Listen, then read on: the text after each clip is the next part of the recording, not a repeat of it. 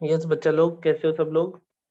बेटा जो questions miscellaneous exercise chapter number 1 sets chapter जो था उसके मिसलेनियस के कुछ क्वेश्चन हम क्लास में ऑलरेडी डिस्कस कर चुके थे, लेकिन कुछ प्रूफ वाले क्वेश्चन थे जो हम लोगों ने उस टाइम पे डिस्कस नहीं किए थे। मैंने कहा था वीडियो बनाऊंगा, फिर वो बीच में कोविड हो गया और वो सब उस वजह से वीडियो नहीं बन पाई थी। लेकिन अब वो वीडियो मैं तुम लोगों को दे रहा हूँ, आराम से ये क्वेश्चन देखो, 5-7 ही क्वेश्चन से ज्यादा नहीं है। आराम से इन क्वेश्चंस को देखो, कोई भी डाउट आए तो कॉल कर लेना, कोई दिक्कत नहीं है। Step by step her question को एक्सप्लेन करूंगा। जिस भी स्टेप पे मान लो डाउट आता है वो लोग तुम पूछ सकते हो, ठीक है? तो सबसे पहले जो हमने डिस्कस नहीं करा था तब, वो क्वेश्चन नंबर 5 डिस्कस कर रहा हूं मैं। कुछ क्वेश्चन पहले डिस्कस कर लिए थे, कुछ क्वेश्चन नहीं करे थे। अब मान लो क्वेश्चन नंबर 5 की बात कर रहा हूं मैं, ठीक है? क्वेश्चन नंबर 5 में उसने कहा है if A is a subset of B, if A is a subset of B, then then show that C minus B is a subset of C minus A। ये क्वेश्चन है हमारे पास। उसने कहा है if A is a subset of B, then show that C minus A is a subset of C minus B। ये prove करना है। Subset पहले मैं याद दिला दूं कि सबसेट अगर A is a subset of B, इसका मतलब है every element of A belongs to B। तो हमें ये प्रूव करना है कि every element of this set belongs to this set। अगर इसका हर एलिमेंट इधर आ गया तो ये ऑटोमेटिकली सबसेट हो जाएगा। सही है?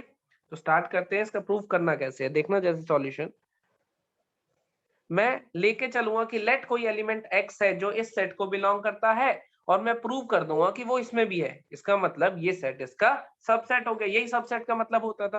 तो मैं स्टार्ट कहां से करूंगा? Let an element x belongs to c minus B. Let an element x belongs to c minus B. अब अगर वो c माइनस बी में है, this implies x belongs to c and x does not belongs to b। सोचो अगर वो c minus B में दिखाई दे रहा है, तो अगर वो b में होता तो सब्ट्रैक्ट हो जाता, दिखाई ना देता। c वाले एलिमेंट्स में से b वाले एलिमेंट्स हटा दिए, यही मतलब होता है c माइनस बी का। तो अगर x एलिमेंट b में प्रेजेंट होता तो वो तो हट जाता, वो दिखाई ना देता। लेकिन मैं कह रहा हूं x मुझे c माइनस बी में दिखाई दे रहा है, इसका मतलब वो तभी हो सकता है जब वो c में हो और b में ना हो, ताकि वो सब्ट्रैक्ट ना हो पाए। तो इसका मतलब हो गया कि x c में है लेकिन b में नहीं है। अब एक चीज ध्यान से सोचो, अगर x b में नहीं है तो वो a में हो सकता है कभी? क्योंकि हमें कहा है कि a का हर एलिमेंट इधर दिखाई देता है, a is a subset of b। इसका मतलब a का हर एलिमेंट b में दिखाई देता है, और x b में नहीं है, तो ये हमें इंप्लाई कर देगा कि x हमारे पास a में भी नहीं है। क्योंकि अगर बाय चांस x a में होता तो वो b में भी जरूर दिखाई दे रहा होता, क्योंकि a is a subset of b। तो अगला स्टेप जो हमें लिखना है वो है x belongs to c, and यहां से हमने इंप्लाई करा लिया कि x does not belongs to a। x a को बिलोंग नहीं करता। अब सोचो जब मैं c माइनस a बनाऊंगा तो c वाले एलिमेंट्स जो होंगे उसमें से a वाले हटा दूंगा, लेकिन x तो a में है ही नहीं, इसका मतलब x हटेगा नहीं। तो मैं कह दूंगा this implies x belongs to c minus A. क्योंकि c में है और a में नहीं है, इसका मतलब c माइनस a में आ रहा होगा। x belongs to c minus A. देखो बस इतना सा प्रूफ है, इतना सा ही लिखना है। हम यहाँ से लेके चले x belongs to c minus B, और हमने ये प्रूव कर दिया कि x belongs to c minus A. इसको 1 बोल देता हूँ, इसको 2 बोल देता हूँ, लिख दूंगा फ्रॉम 1 एंड 2। हम क्या कह सकते हैं कि x हर एलिमेंट जो c माइनस बी को बिलोंग करेगा वो हर एलिमेंट c माइनस ए को भी बिलोंग करेगा। तो c माइनस बी का हर एलिमेंट c माइनस ए में है, तो फ्रॉम 1 एंड 2 हम कह देंगे c minus B is a subset of c minus A. बस ये प्रूफ खत्म। हेंस प्रूफ नीचे लिख लेना, काम बन जाएगा। देखो इतना सा क्वेश्चन है, बस थोड़ा सिस्टमेटिकली सोच के लिखोगे बहुत इजीली हो जाएगा। कहते हो तो मैं एक्सप्लेन कर देता हूं एक बार। मैंने इसको, इसका सबसेट किसी भी a को मान लो b का सबसेट, तो हम क्या कहते हैं? Every element of a belongs to b। तो इसका हर एलिमेंट इधर बिलोंग कर जाए ऐसा प्रूव कर दो तो सबसेट प्रूव हो जाएगा। तो यहां से एलिमेंट लेके स्टार्ट करो और सिंप्लीफाई करके दूसरे तक पहुंचा दो। देखो मैंने स्टार्ट कहां से करा था कि इसको बिलोंग करता है, और कहां पहुंचा दिया कि इसको बिलोंग करता है। कैसे पहुंचाना है वो गिवन इंफॉर्मेशन से आएगा। x belongs to c minus B का मतलब c में होगा, b में नहीं होगा।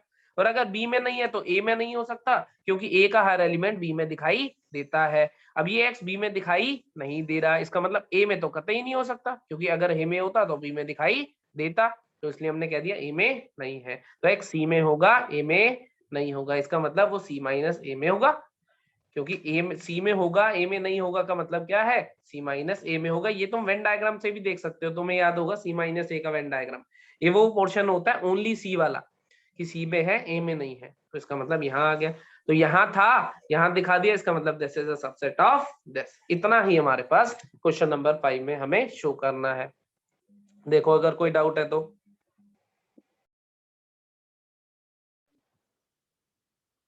चलो अब नेक्स्ट क्वेश्चन देखते हैं। नेक्स्ट क्वेश्चन है क्वेश्चन नंबर 6। देखें उसमें क्या कहा है उसने। क्वेश्चन नंबर 6 में उसने कहा है कि अगर पावर सेट ऑफ ए बराबर है पावर सेट ऑफ बी के, if power set of A is equals to power set of B, show that A equals to B। Power set of A power set of B के बराबर है, show करो कि A और B आपस में बराबर होंगे। तो पावर सेट क्या होता था, it is set containing all the subsets of A, set containing all the subsets of A. अब ए और बी को इक्वल प्रूव करने के लिए क्या करते हैं हम, ए को बी का सबसेट दिखा देते हैं और बी को ए का सबसेट। तो हमें एक दिखाना होता है, दूसरा तो सिमिलरली लिख देते हैं।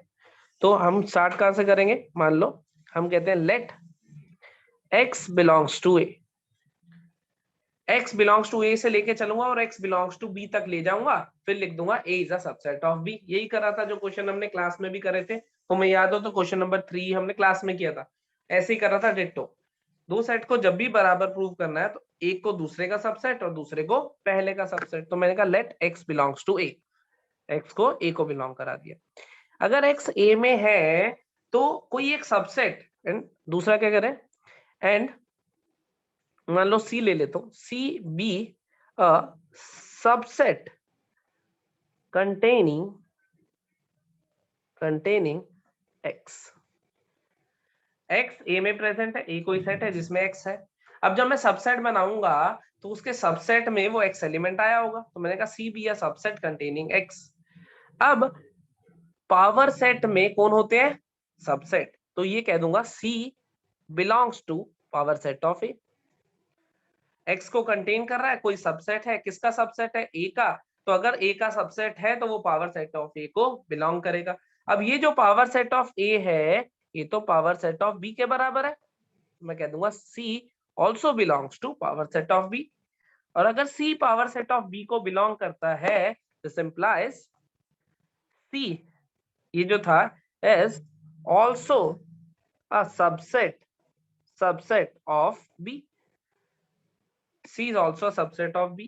अगर C B का सबसेट है, C is a subset of B, तो सोचो जो एलिमेंट इसके अंदर होंगे वो B को बिलोंग करते होंगे, तब B के कुछ एलिमेंट उठा के एक सेट बनाऊंगा तो सबसेट बनता है। तो C का this implies every element of C belongs to B, क्योंकि C अगर A का सबसेट है तो इसके हर एलिमेंट इधर होगा। This implies X belongs to B। कहां से स्टार्ट करा था, x बिलोंग्स टू a, कहां ले गया, x belongs to b, from 1 and 2, ये 1 ले दिया, ये 2 दे दिया, फ्रॉम 1 and 2 क्या कह दूंगा 1 और 2 से कि a is a subset of b, क्योंकि a का हर एलिमेंट कहां बिलोंग करता है, b को, तो हमने कह दिया a is a subset of b, ये प्रूव कर दिया। सिमिलरली ऐसे लिख देना, similarly B is also a subset of B। बिल्कुल अगर मैं यहाँ B से शुरू करता तो यहाँ B लिखा जाता, फिर A पे आता, फिर ये A आ जाता। बिल्कुल अगर 4 नंबर का क्वेश्चन है यही चीज दोबारा लिख के भी दिखा सकते हो। तो सिमिलरली तुम प्रूव कर दोगे B is a subset of A।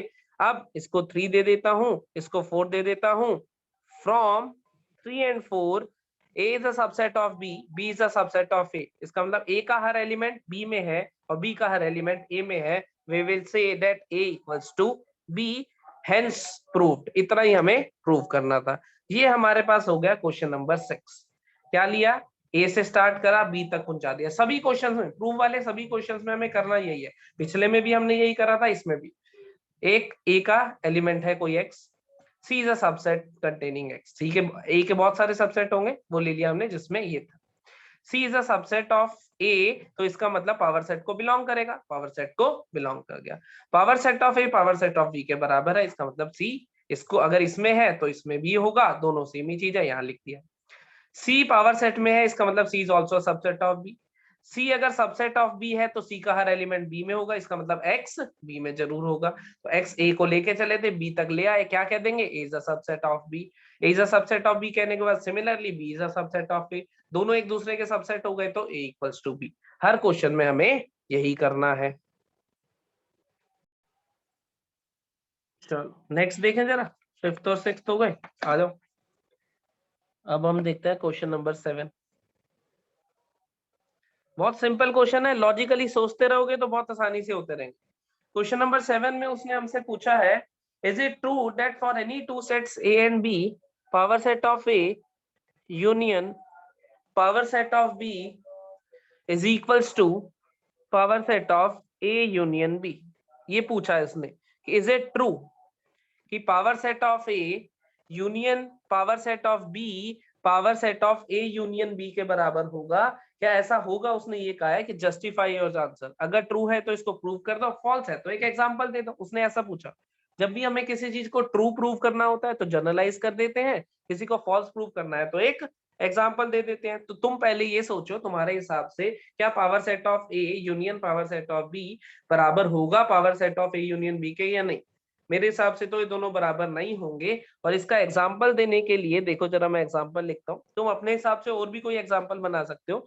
मान लो मैंने कहा ए हमारे पास है 0,1, बी हमारे पास कोई सेट है, मान लेता हूँ 1,2। सही है। तो पावर सेट ऑफ ए क्या होता था, ए के सारे एलिमेंट। तो यहाँ पे ए यूनियन बी भी लिख लेता हूँ। ए यूनियन बी, ध्यान से देखना, ए union B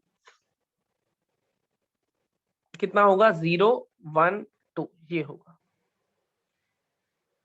power set of A लिख रहा हूं, अब देखो ध्यान से, पावर सेट ऑफ ए सारे सबसेट लिख दो ए के, तो पहला होगा 5, फिर एक एलिमेंट ले लो, दूसरा ले लो, और दोनों ले लो। इस पूरे को अगर ब्रैकेट में डाल देता हूं तो ये क्या बन जाता है मेरे पास, पावर सेट ऑफ ए। ऐसे ही पावर सेट ऑफ बी लिखता हूँ, पावर सेट ऑफ बी कैसे लिख सकता हूँ, 5, 1, 2, 1, 2। पावर सेट क्या होता था, सारे सबसेट लिखा उसे ब्रैकेट में डाल दो, तो सबसेट हो गया 5, फिर एक सिंगल एलिमेंट वाले, फिर डबल एलिमेंट वाले। अब मैंने लिखा power set of A union power set of B. अगर ध्यान से देखो, power set of A union power set of B, तो कौन कौन आएगा, 5 आएगा, कर्ली ब्रैकेट 0, ब्रैकेट 1, 1 दो बार है लेकिन आएगा कितनी बार, एक बार, 0,1, 2 और 1,2। ये वाले सारे एलिमेंट हमें पावर, दोनों का यूनियन लिया है, दो सेट लिखे हुए हैं बेसिकली, दोनों का यूनियन लिया है, ये लिखा हुआ है हमारे पास। कितने एलिमेंट दिखाई दे रहे हैं तुम्हें इसमें, इसमें कायदे से 6 एलिमेंट दिखाई दे रहे हैं। और याद करो पावर सेट में फॉर्मूला क्या होता था, 2 की पावर n। इसमें ए यूनियन बी में 3 एलिमेंट है, तो इसके पावर सेट में 8 एलिमेंट होंगे, 2 टू दी पावर 3। यहाँ 6 है, तो 6 सेट वाला कभी भी 8 के बराबर नहीं हो सकता। फिर भी तसल्ली के लिए मैं power set of A union B लिख देता हूं तुम्हें।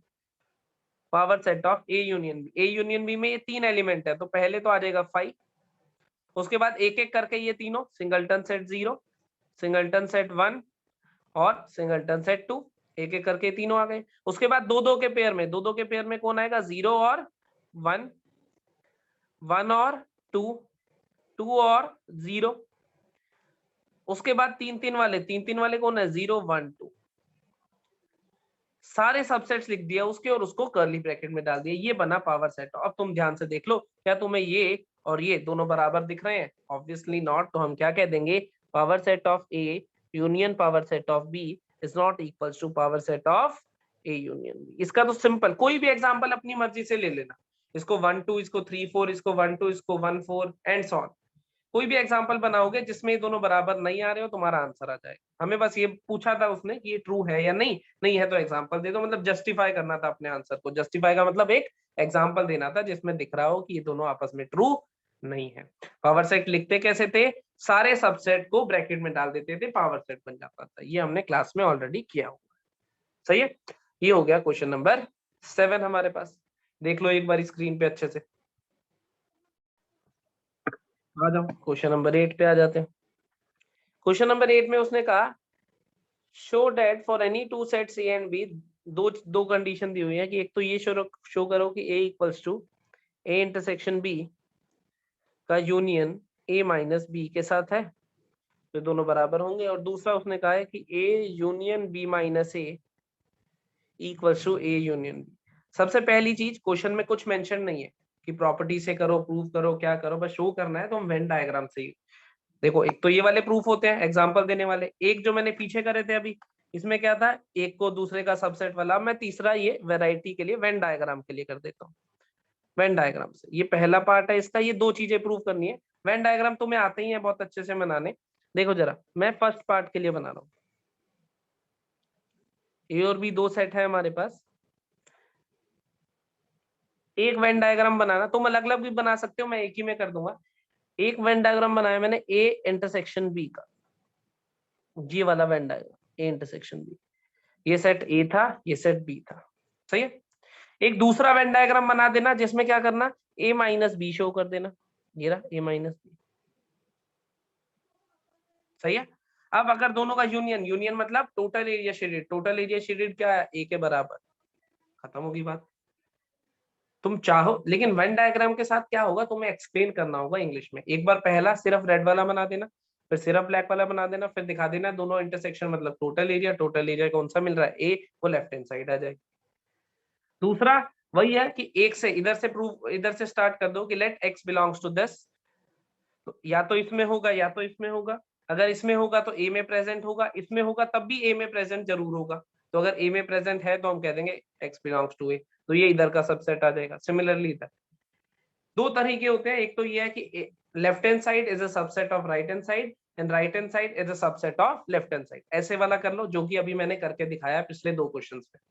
नहीं तो Venn diagram. Similarly second part के लिए भी वेन डायग्राम बना सकते हो, लेकिन बनाना step by step. A union B minus A, उसने कहा है ए यूनियन बी के बराबर होगा, A union B minus A, उसने कहा है ए यूनियन बी के बराबर होगा। देखें Venn diagram,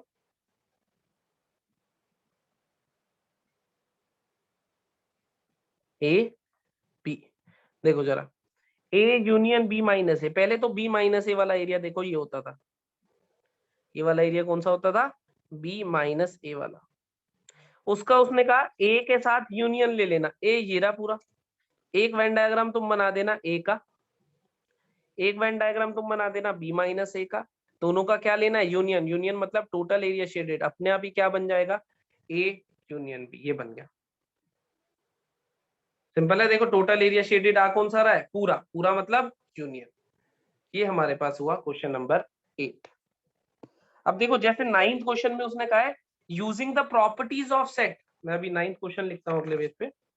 question number ninth, question number ninth, उसने कहा यूजिंग प्रॉपर्टीज ऑफ सेट्स। अब इस बार यूजिंग प्रॉपर्टीज कह दिया, अब मैं वेन डायग्राम नहीं बना सकता हूं। जब उसने स्पेशली मेंशन कर दिया कि यूजिंग प्रॉपर्टी करना है तो वेन डायग्राम नहीं बनाना है। तब देखो अभी प्रॉपर्टी से देखेंगे, A union A intersection B किसके बराबर, ए के बराबर। और दूसरा उसने कुछ और लिखा है, दूसरे में आगे करेंगे, चलो पहले ये कर लेते। उसने कहा कि ये शो कर दो कि A union A intersection B बराबर होगा ए के। तुम्हें अगर याद हो तो प्रॉपर्टीज हमने लिखी थी, इसको डी मॉर्गन और ये सब लॉज लिखे थे, कॉम्प्लीमेंट में लिखे थे, कुछ डिस्ट्रीब्यूटिव प्रॉपर्टी लिखी थी, तो यूनियन डिस्ट्रीब्यूट हो जाता है इंटरसेक्शन पे, यूनियन की प्रॉपर्टीज लिखी थी और इंटरसेक्शन की, और फिर कॉम्प्लीमेंट की अलग अलग जगह पे। तो कॉम्प्लीमेंट तो खैर अभी काम में नहीं आएगा, तो ये क्या हो जाएगा, डिस्ट्रीब्यूशन प्रॉपर्टी ऑफ यूनियन। तो इसको कैसे लिख सकता हूँ, ए यूनियन, तो ये यूनियन डिस्ट्रीब्यूट हो जाएगा। तुम इसको देख कैसे सकते हो, तुम ऐसे देख लो इसको कि जब तुम यूनियन किसके लिए, प्लस के लिए, और इंटरसेक्शन मल्टीप्लाई के लिए, तो ए प्लस बी मल्टीप्लाई सी, कुछ ऐसा लिखा हुआ ए, तो ए प्लस बी मल्टीप्लाई ए प्लस ए, ऐसा होता है या नहीं। इसको जब मैं यूनियन को डिस्ट्रीब्यूट करूंगा दोनों में, तो ये डिस्ट्रीब्यूट कर सकता हूं या नहीं।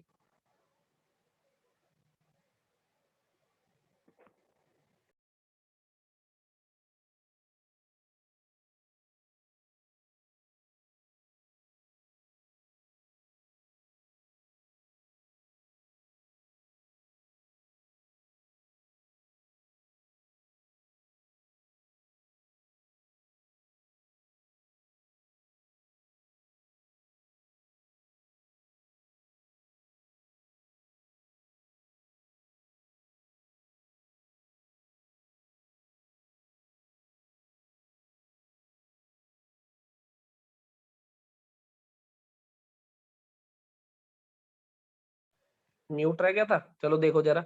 इसमें तुमने बिल्कुल सही लिखा कि भाई ये तो नहीं कर सकते क्योंकि एडिशन तो डिस्ट्रीब्यूट नहीं होती थी, लेकिन मल्टीप्लीकेशन डिस्ट्रीब्यूट हो जाती थी किस पे, a प्लस बी पे। तो ये तो लेकिन अगला पार्ट है, ये तो बाद में देखेंगे। अभी हम किसकी बात कर रहे हैं कि यूनियन बाहर है, इंटरसेक्शन अंदर है। तो मैं क्या करूंगा, लेफ्ट हैंड साइड को राइट हैंड साइड का सबसेट और राइट हैंड साइड को लेफ्ट हैंड साइड का सबसेट। अब सबसेट भी देखो कैसे लिखूंगा मैं इनको, ध्यान से देखना। सॉल्यूशन इसका फर्स्ट पार्ट का, A is a subset of A, हम सबको पता है, यस और नो, ये जो है वो इसका सबसेट होता है। A intersection B is also a subset of A। A intersection B में क्या होगा, A और B के कॉमन एलिमेंट्स आएंगे, तो वो भी हमेशा A का सबसेट होगा। तुम वेन डायग्राम से भी कह सकते हो, वैसे भी। अब अगर A इसका सबसेट है, A इंटरसेक्शन B इसका सबसेट है, तो ये जो टोटल कलेक्शन आएगी इसकी, इसकी जो टोटल कलेक्शन आएगी वो क्या A के बाहर जा सकती है, कभी कभी भी नहीं जा सकती। तो मैं लिख दूंगा from 1 and 2, from 1 and 2 A union A intersection B is also a subset of A। देखो कैसे लिखा, A हमारे पास खुद का सबसेट तो है ही क्योंकि इसका हर एलिमेंट इसमें होता ही है, इंटरसेक्शन भी A का सबसेट होता ही है, इसका हर एलिमेंट। अब मैं कह रहा हूं इसका हर एलिमेंट A में है, इसका भी हर एलिमेंट A में है, तो ऑब्वियसली दोनों का हर एलिमेंट A में है, तो दोनों की टोटल कलेक्शन भी ले लूंगा तब भी इसका हर एलिमेंट तो A में रहेगा ही रहेगा। तो ये देखो this is a subset of this, prove कर दिया। मैं इसको नंबर दे देता हूं 3। और दूसरे में A is a subset of A union A intersection B। A is a subset of, अब देखो इसमें क्या कह सकता हूं मैं कि A का यूनियन लिया इसके साथ, तो हो सकता है ये सेट थोड़ा सा बड़ा हो जाए। A का यूनियन लिया, इसका मतलब this set is greater than A। हो सकता है कि सेम A भी आ जाए, लेकिन थोड़ा सा ऐड, कुछ एलिमेंट और एक्स्ट्रा ऐड कर लिया हमने, A छोटा हो जाएगा, तो A will always be a subset of this. इसको दे देता हूं 4, तो मैं लिख दूंगा फ्रॉम 3 and 4, ये इसका सबसेट है, ये इसका सबसेट है, देयरफॉर ये दोनों बराबर होंगे। तो मैं लिख दूंगा A union A intersection B is बराबर टू A। ये कर दूंगा मैं, काम खत्म हो गया मेरा। क्या करा मैंने, लेफ्ट साइड को राइट साइड का सबसेट, राइट साइड को लेफ्ट साइड का सबसेट। चाहो तो इंग्लिश में कुछ कुछ लाइंस लिख के साथ साथ एक्सप्लेन करते रहना, जो जो मैं बोल रहा हूँ वो लिख देना। इसी का दूसरा पार्ट डिस्ट्रीब्यूशन वाला है जिसकी हम बात कर रहे थे अभी। उसमें क्या कहा है उसने, 9th में उसने कहा है कि A intersection A union B को A के बराबर कर दो। A intersection A union B को A के बराबर कर दो, इतना कहा है उसने, कर देते हैं। अब देखो इंटरसेक्शन मतलब मल्टीप्लीकेशन, ये रहा मल्टीप्लीकेशन, तो डिस्ट्रीब्यूट हो जाता, एडिशन नहीं होता था इसलिए नहीं लगाया, ये हो जाता है तो इसको लिख सकता हूं A intersection A union A intersection B, A intersection A union A intersection B, इसको लिख सकता हूं। डिस्ट्रीब्यूट कर दिया मैंने किसको, इंटरसेक्शन को। A इंटरसेक्शन A तो A ही होता था, यूनियन A इंटरसेक्शन B। सोचो जरा, A का यूनियन लिया A इंटरसेक्शन B के साथ, A का यूनियन लिया A इंटरसेक्शन B के साथ, क्या आएगा, A इंटरसेक्शन B में हर वो एलिमेंट, इसका हर एलिमेंट A के पास तो होगा तभी आया, A और B के कॉमन एलिमेंट। इसका मतलब इनडायरेक्टली ये तो A के ही एलिमेंट है, वो एलिमेंट जो B के साथ कॉमन है उनको इसमें और ऐड कर दिया। यूनियन मतलब क्या होता था, टोटल कलेक्शन, तो इसकी और इसकी टोटल कलेक्शन कितनी आने वाली है, A ही आने वाली है। तो हमें इसको A के बराबर प्रूव करना था। ये 3 स्टेप तुम्हें लिखने हैं, तुम्हारा काम खत्म। पहले लिखोगे यूजिंग डिस्ट्रीब्यूटिव प्रॉपर्टी, ये लिखा। उसके बाद लिख दोगे कि A इंटरसेक्शन B का जब यूनियन लेते हैं A के साथ तो वो A ही बन जाता है, क्योंकि दोनों में ये सारे एलिमेंट कॉमन ही है। क्योंकि A इंटरसेक्शन B तो हमें पता ही है कि सबसेट होता है का, इसका हर एलिमेंट इसको बिलोंग करता है, तो टोटल कलेक्शन में हमारे पास A के ही एलिमेंट्स आएंगे, तो टोटल कलेक्शन क्या बन जाएगी, A बन जाएगी। ये हमारे पास हुआ 9th क्वेश्चन, दोनों अलग अलग अप्रोच से करा है। इंटरसेक्शन डिस्ट्रीब्यूट हो जाता है, डिस्ट्रीब्यूट करके कर दिया, आसान हो गया। यूनियन डिस्ट्रीब्यूट नहीं होता, इस वजह से इसको अलग अलग स्टेप बाय स्टेप परफॉर्म करा है हमने। ये हो गया अपना क्वेश्चन नंबर 9। अब आ जाता है क्वेश्चन नंबर 10। क्वेश्चन नंबर 10, एक सेकेंड रुको, पहले उठा लूं मैं दूसरा।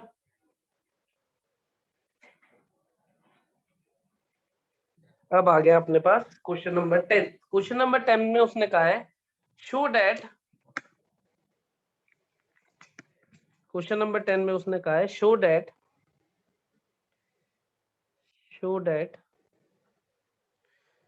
कि अगर A इंटरसेक्शन B बराबर है A इंटरसेक्शन C के, this does not imply, this need not imply कि B और C बराबर होंगे।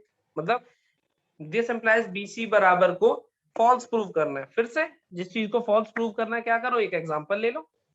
ऐसा एग्जांपल चूज करना जिसमें A intersection B A intersection C के बराबर आए और B और C बराबर नहीं आए। हमें कहा need not, it need not imply this. इसका मतलब एक एग्जांपल दे दो जिसमें कि ये इम्प्लाई नहीं कर रहा हो, क्योंकि इम्प्लाई कर रहा हो तो अंडरस्टूड होता है, तो दे देते हैं, कोई दिक्कत नहीं है। ए मान लेता हूं मैं, कोई मेरे पास सेट था 0,1, बी मान लेता हूं मैं 0,2,3, और सी कोई मान लिया मैंने 0,4,5। देखिए जरा, ए इंटरसेक्शन बी, ध्यान से देखना, ए इंटरसेक्शन बी कितना आ रहा है, दोनों में 0 कॉमन है बस, और तो कुछ कॉमन नहीं है। ए इंटरसेक्शन सी कितना आ रहा है, दोनों में 0 कॉमन, मैंने जान के बस 0 कॉमन लिखा, आगे तो गिनती लिख दिया बस। देखो ध्यान से 1 2 3 4 5 लिखा, सिर्फ 0 कॉमन दिए। देखो अब ये तो इसके बराबर हो गया, लेकिन मुझे बताना क्या बी और सी आपस में बराबर थे? नहीं। तो ये इसका एग्जांपल हो गया कि बी और सी बराबर नहीं है, लेकिन तो इसका मतलब ये इसको इम्प्लाई नहीं करेगा। जिस भी चीज को फॉल्स प्रूव करना होता है एक एग्जांपल दे देते हैं, तो हमें ये करना था कि ये इसको इम्प्लाई नहीं करेगा, ऐसा दिखाना था। तो जो चीज नहीं करेगा दिखानी है उसका एक एग्जांपल दे दो कि हमारे पास ये और ये तो बराबर है, लेकिन बी और सी बराबर नहीं है। थ्रू दिस एग्जांपल ये हमारे पास फॉल्स स्टेटमेंट होगी। सही है, ये हमारे पास क्या था, ये था क्वेश्चन नंबर 10। अब हम आ जाते हैं क्वेश्चन नंबर 11 पे। देखो जरा,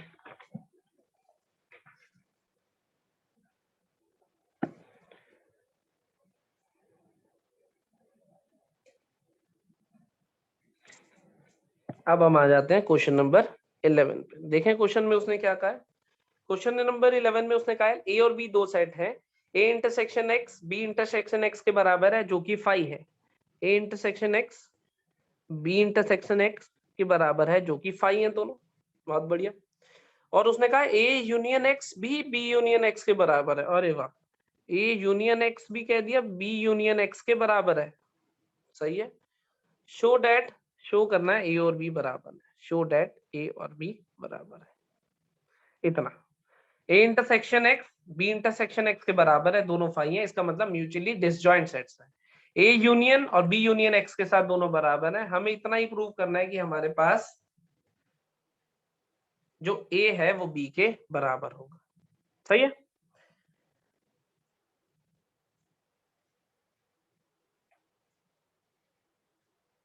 देखें कैसे कर सकते हैं हम।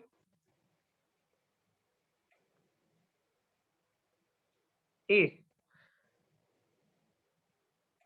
देखो अब या तो ये लेके चल सकते हो तुम फिर से कि let an element belongs to X, वहां से मैं ले जाऊंगा कि बिलोंग करता है बी को, और फिर मैं बी को बिलोंग करा दूंगा तो वो करता है ए को, इस तरह से कह दूंगा, क्योंकि दोनों की यूनियन बराबर है और इंटरसेक्शन। लेकिन यहाँ पे तीसरा एलिमेंट दिया हुआ है एक्स, तो हम क्या करते हैं, देखो ध्यान से, मैं इस क्वेश्चन में ऐसे लिख सकता हूँ कि ए जो है वो हमारे पास A intersection A union x के बराबर है। यूनियन दोनों बराबर है इसलिए इस टर्म का यूज कर रहा हूं मैं।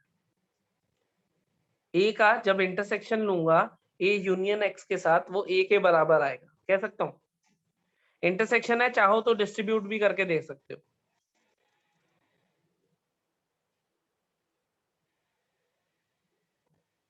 इंटरसेक्शन है, चाहो तो डिस्ट्रीब्यूट करके देख सकते हो। मैं यहाँ पे साइड पे करके दिखा देता हूँ। मैंने लिखा है A intersection A union x, ऐसा लिखा है, तो ये बनेगा ए intersection A union A intersection x. और ए इंटरसेक्शन एक्स क्वेश्चन में क्या गिवन है, फाई, तो ए इंटरसेक्शन ए क्या है, ए यूनियन फाई, कितना बन जाता है ए। तो यही लिखा है मैंने कि भाई ए का इंटरसेक्शन ए यूनियन एक्स के साथ लेता हूं तो वो ए ही बनता है। कैसे बन रहा है वो यहां से देख लो, ए का इंटरसेक्शन ए यूनियन एक्स के साथ लिया, इंटरसेक्शन को डिस्ट्रीब्यूट कर दिया, तो ये बना ए, ये बना फाई, क्योंकि ये फाई गिवन ही है। ए और एक्स में कोई भी एलिमेंट कॉमन है नहीं, तो इन दोनों में कोई कॉमन एलिमेंट है नहीं, ए के साथ इंटरसेक्शन लिया तो ऑब्वियसली ए वाले ही एलिमेंट आएंगे, ऐसे कॉमन सेंस से देख सकते हो, ये इसका प्रूफ है वैसे। सही है। तो अगर मेरे पास, अब देखो इसका यूज कैसे करूंगा मैं, ए यूनियन एक्स और बी यूनियन एक्स बराबर थे, मैं इसको ऐसे लिख सकता हूँ, ए यूनियन एक्स की जगह लिख देता हूँ बी यूनियन एक्स। अब इंटरसेक्शन को डिस्ट्रीब्यूट कर दूंगा तो बनेगा ए इंटरसेक्शन बी का यूनियन ए इंटरसेक्शन एक्स के साथ। ए इंटरसेक्शन एक्स कितना दे रखा है हमें, ए इंटरसेक्शन एक्स कितना, फाई, तो ये तो फाई हो गया, तो इसका मतलब ये A intersection B, union phi लेने का तो फायदा नहीं है, ए इंटरसेक्शन बी आ गया, बस इसको ए लिख लेता हूं, काम आएगा ये। ए किसके बराबर आ गया, ए इंटरसेक्शन बी। यही सेम पैटर्न, यही सेम चीज मैं करूंगा दोबारा से, कैसे, बी के लिए भी देखना, तुम यहाँ पे कर रहा हूं, बी को मैं लिख सकता हूँ B intersection B union X, B intersection B union X को किसके बराबर रख दूंगा, ए यूनियन एक्स के, ए यूनियन एक्स के, डिस्ट्रीब्यूट कर दूंगा, आएगा B intersection A union B intersection X, intersection का मतलब होता है मल्टीप्लाई, मल्टीप्लाई डिस्ट्रीब्यूट हो जाता है, ये बना बी इंटरसेक्शन ए, फिर से ये यूज करूंगा, B union X, B intersection X कितना है, फाई, फाई का यूनियन किसी के साथ बिलो वही आ जाता है, ये आ गई दूसरा। देखो दोनों में बिल्कुल डिट्टो सिमिलर चीज करिए, अब देखो जरा, फ्रॉम 1 एंड 2, ए बी इनके इंटरसेक्शन के बराबर था, बी बी, अब ए इंटरसेक्शन बी और बी इंटरसेक्शन ए तो एक ही बात होती है, कॉमन एलिमेंट्स ही लेने, तो फ्रॉम 1 एंड 2 क्या लिख सकता हूँ, फ्रॉम 1 एंड 2 क्या लिख सकता हूँ, ए और बी आपस में बराबर होंगे। स्टेप बाय स्टेप लिखोगे बड़ी इजीली आ जाएगी, नहीं तो वो कर सकते हो कि let X belongs to A से शुरू करोगे, फिर सिंप्लीफाई करके बी को बिलोंग कर दोगे, फिर A is a subset of B लिख दोगे, similarly B is a subset of A लिख दोगे, hence A equals to B. लेकिन ये देखो अलग तरीका आ गया इसमें, फिर तो सारे अलग अलग तरीकों को मैं कवर कर रहा हूँ, कभी वेन डायग्राम से कर रहा हूँ, कभी प्रॉपर्टीज से कर रहा हूँ, और कभी सिंपल, तुम्हें सारे तरीके सीख लो, जो तुम्हें अच्छा लगे उस तरीके से कर लेना। प्रोसेस इसका ऐसे भी हो सकता है कि मैं स्टार्ट करूं let X belongs to A से, देखो ऐसे वाला, let X belongs to this से फिर मैं ले जाता था, let X belongs to this से दूसरे पे ले जाता था, इसको इसका सबसेट, इसको इसका सबसेट, हेंस दोनों बराबर, ये वाला प्रोसेस भी करके दिखाया था, वेन डायग्राम वाला भी, ये प्रॉपर्टीज वाला भी करके दिखा रहा हूँ, सारे अलग अलग स्टेप्स करके दिखा रहा हूँ।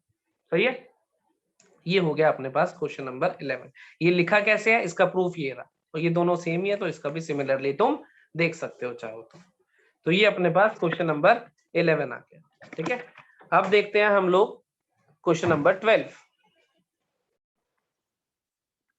देख लेते हैं क्वेश्चन नंबर 12 में उसने क्या कहा है हमें कि भाई find sets A B and C such that A intersection B, B intersection C and C intersection A are non empty sets. अच्छा, और A intersection B intersection C, C जो है फाई हो, A intersection B, B intersection C, C intersection A, इनको वो चाहता है कि ये नॉन एम्प्टी सेट्स हो, और A intersection B intersection C जो आए वो फाई, वो एम्प्टी सेट हो। ऐसा कोई एक एग्जांपल वो हमसे चाह रहा है, फाइंड अ सेट जिसमें पेयर वाइज तो वो नॉन एम्प्टी हो, लेकिन तीनों का जब इंटरसेक्शन लूं तीनों में कुछ कॉमन ना आए। तो ये तो बहुत आसान है फाइंड करना, एक एलिमेंट तो पहले तीनों को कॉमन दे दो, सॉरी एक एक करके दो दो को कॉमन देते रहो। मान लो एक सेट मैंने लिखा 0,1 ए सेट, बी को क्या करो, इनमें से एक कॉमन दे दो, बी को 1 कॉमन दे दो, आगे 2 लिख दो, और सी को क्या करो, बी और सी को एक कॉमन दे दो, मान लो 2 कॉमन दे दिया, और ए के साथ भी एक कॉमन देना है तो 0 लिख दो। देखो अब ए और बी का आपस में कॉमन एक 1 हो गया, बी और सी का कॉमन 2 हो गया, सी और ए का कॉमन 0 हो गया। कैसे लिखा जी, इसको कोई भी लिख लेना अपनी मर्जी से, मान लो इसको 3 4 लिखोगे तो 4 इसको दे देना, 5 दे दोगे, फिर 3 और 5 इसको दे देना, ऐसे बन कोई भी एक एग्जांपल बना लेना, इन दोनों में एक कॉमन हो, इन दोनों में एक कॉमन हो, इन दोनों में एक कॉमन। अब जब मैं तीनों का इंटरसेक्शन लूंगा, ए इंटरसेक्शन बी इंटरसेक्शन 5, देखो कोई भी एलिमेंट ऐसा है नहीं जो तीनों में कॉमन हो, कोई भी एलिमेंट ऐसा नहीं है। ए इंटरसेक्शन बी इंटरसेक्शन 5 कितना, सी कितना आ जाएगा, 5 आ जाएगा, क्योंकि तीनों में कोई भी एलिमेंट कॉमन नहीं है। अब चाहो तो इसमें देख लो, ए इंटरसेक्शन बी कितना आ रहा है, singleton set 1, B intersection C कितना आ रहा है, singleton set 2, C intersection A कितना आ रहा है, सिंगलटन सेट 0, और A intersection B intersection C कितना आ रहा है, 5, क्योंकि कुछ भी कॉमन नहीं है। ये non empty non empty non empty और ये एम्प्टी सेट। ऐसे इनफाइनाइट एग्जांपल पॉसिबल है, तुम अपनी पसंद से कोई भी एक एग्जांपल बना सकते हो। सही है, मैंने इसमें लगभग सभी प्रूफ डेट वाले क्वेश्चन डिस्कस कर दिए हैं। शो डेट, अब क्वेश्चन नंबर 3 और 4 बचे। क्वेश्चन नंबर 3 ऑलरेडी क्लास में कवर्ड है, और फोर्थ में कुछ नहीं है, कॉमन सेंस है, सिर्फ एक स्टेटमेंट लिखनी है। जैसे उसने कहा पहली A is a subset of B, दूसरा उसने कहा है कि ए माइनस बी इज 5। अब देखो A is a subset of B, इसका मतलब हर एलिमेंट ऑफ ए बिलोंग करता है बी को। मतलब फोर्थ की बात कर रहा हूं, हर एलिमेंट ऑफ ए बिलोंग करता है बी को। तो अगर हर एलिमेंट ए का बी को बिलोंग करता है, तो जब मैं सब्ट्रैक्ट करूंगा इसको, तो ये सारे आपस में सब्ट्रैक्ट हो जाएंगे ना। ए वाले एलिमेंट सारे बी को बिलोंग करते हैं, A is a subset of B पहली कंडीशन है। तो मैं ए में से जब बी वाले एलिमेंट माइनस करूंगा, तो वो सारे एलिमेंट आपस में माइनस होंगे, क्योंकि बी में तो हर एक एलिमेंट है किसका, ए वाला ही तो सारे एलिमेंट इधर बैठे हैं। जो बी है उसके पास एक्स्ट्रा भी हो सकते हैं, ए वाले तो है ही है। ए में से ए वाले जो एलिमेंट है वो माइनस कर दिए, बचा क्या, 5। तो हमें सिर्फ ये बताना है कि ये सारी कंडीशन सेम है क्या। अब उसने कहा कि ए यूनियन बी जब लिया तो क्या बना है, बी बना है थर्ड पार्ट में। अब ए यूनियन बी अगर बी बना है, ध्यान से देखो, ए यूनियन बी लेके बी बना है, इसका मतलब ए ने कोई भी नया एलिमेंट ऐड ही नहीं करा। तो जब टोटल कलेक्शन बी के कलेक्शन के बराबर आई, इसका मतलब ए ने कोई भी नया एलिमेंट ऐड नहीं करा है। और ए ने अगर कोई नया एलिमेंट ऐड नहीं करा है, इसके मतलब ए के जितने भी एलिमेंट थे वो बी वाले ही हैं। तो बी वाले हैं तो ए के सारे एलिमेंट बी को बिलोंग करते हैं, इसका मतलब भी क्या हो गया, A is a subset of B हो गया। अगले में उसने कहा ए इंटरसेक्शन बी किसके बराबर, ए के बराबर आया। अगर ए इंटरसेक्शन बी लिया वो ए के बराबर आया, इसका मतलब इन दोनों में जो कॉमन एलिमेंट्स हैं वो कौन से हैं, ए वाले हैं। दोनों में कॉमन एलिमेंट ए वाले हैं, इसका मतलब बी में जो है ए के सारे एलिमेंट प्रेजेंट है। और बी में अगर ए के सारे एलिमेंट प्रेजेंट है, तो मैं फिर से क्या कह सकता हूँ कि ए सबसेट ऑफ बी होगा। तो ये तो सारे कॉमन सेंस वाले। जितने भी प्रूफ वाले क्वेश्चन थे सारे मैंने इस वीडियो में कवर कर दिए। वीडियो को आराम से देखना, ध्यान से सुनना, स्टेप बाय स्टेप लिख के देख लेना, ठीक है। फिर भी कोई डाउट आए तो तुम लोग मुझे कॉल कर सकते हो, कोई दिक्कत नहीं है, किसी भी टाइम कॉल कर लेना या व्हाट्सएप कर लेना, नंबर तुम्हारे पास है, ठीक है। चलो यही रुकता हूँ। बाकी जो इससे आगे क्वेश्चन है वेन डायग्राम वाले और इससे पीछे है, वो सारे क्वेश्चन ऑलरेडी क्लास में कवर्ड है। फिर भी उसमें कोई डाउट आए तो तुम बता देना, हम उसको भी डिस्कस कर लेंगे, ठीक है। अभी यही रुकता हूँ, फिर मिलेंगे।